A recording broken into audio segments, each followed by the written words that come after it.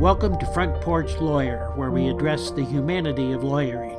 Many attorneys are winning battles in the courtroom, but losing battles in their lives. From interpersonal relationships to stress management, Front Porch Lawyer explores topics that improve your practice, your lifestyle, and even your love life. Leave feeling a little more inspired with a smile on your face. Here's your host, Francine Tone. Sometimes do you dread showing up on a Monday morning and opening your inbox, your email inbox, because you know it's going to be full of a ton of junk mail? Or do you spend the weekend actually going through your email to make sure you get rid of it so that on Monday you show up and it's not all there? Either case, you're wasting so much of your life, energy, and time on junk mail. We need to change that. Welcome to Front Porch Lawyer, where we explore the humanity of lawyering, the emotional intelligence of lawyering, and we also talk about some productivity tools so that you can enjoy a better lifestyle while practicing law. I'm Francine Tone, your host. Now, the problem with the inbox in email is that we have forgotten what we used to do before email, which was a strategy that prevented junk mail from ever reaching your desk if you're a lawyer. Back in the day, before email, secretary used to go through all the mail that came in. And a receptionist or a secretary would cull through all of that mail and throw away most of it, especially all the junk mail. It would never reach you, the lawyer.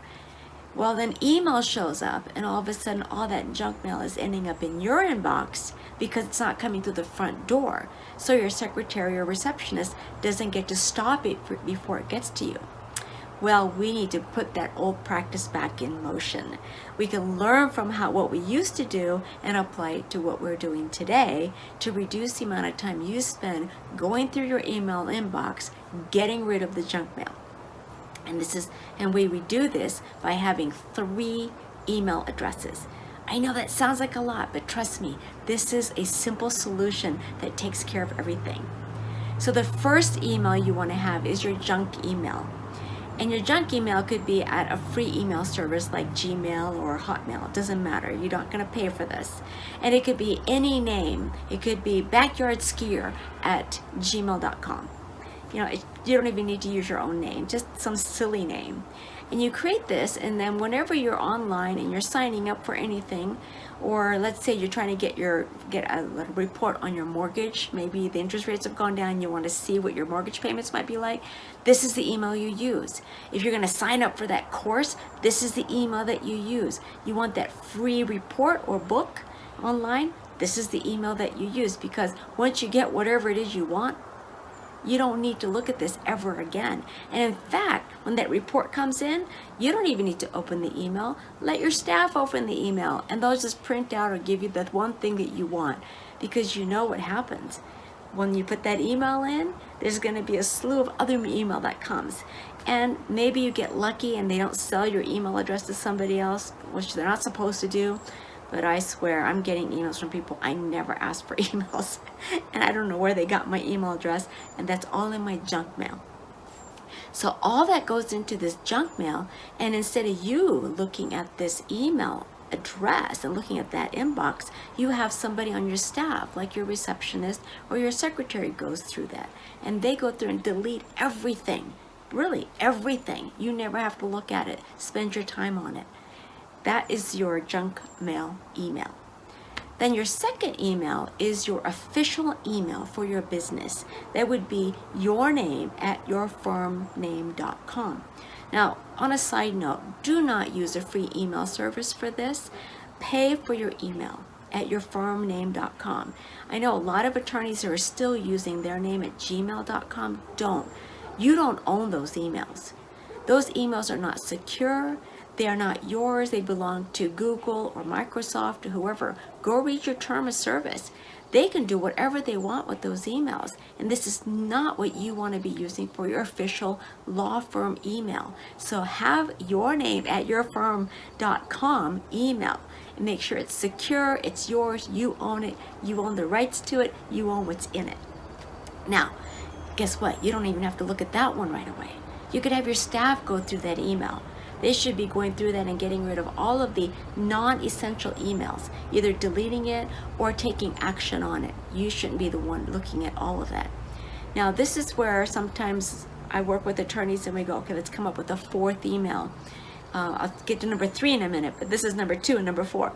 Number 2 is, of course, your official email. And this is the email that you should be using when you're communicating directly with clients, opposing counsel. This is the important things that you want access to right away. This is the things you don't want to give up.